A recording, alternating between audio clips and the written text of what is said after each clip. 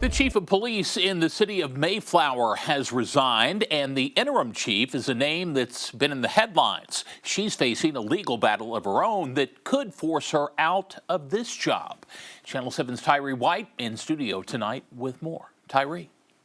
Chris, this is now the latest in a series of leadership changes for the city of Mayflower, and it could be far from the last. The city confirmed former police chief Lee Wood has resigned just a few months after taking over the department back in January. His exit opens the door for interim chief Brittany Byrd, who has ongoing lawsuits stemming from her time with Conway PD.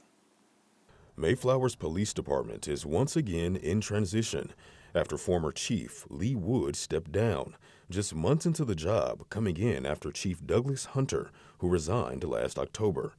Now, Brittany Byrd, a Mayflower native and former Conway police officer, has been named interim chief after serving as Mayflower PD assistant chief. Byrd was fired from the Conway Police Department last year, following a CPD investigation which accused Byrd of responding too slow during a mass shooting at Fifth Avenue Park in Conway, which left 2 dead. Byrd is currently fighting that termination in court. At the same time, Conway PD is asking the state to revoke her certification, which would automatically end her role as interim chief. If Byrd wins her appeal and gets her job back in Conway, she could leave Mayflower by choice. And if she's decertified, she could be removed. Both decisions could put Mayflower PD at risk of more leadership changes, but Mayor Zach Jeffrey is certain that's not the case.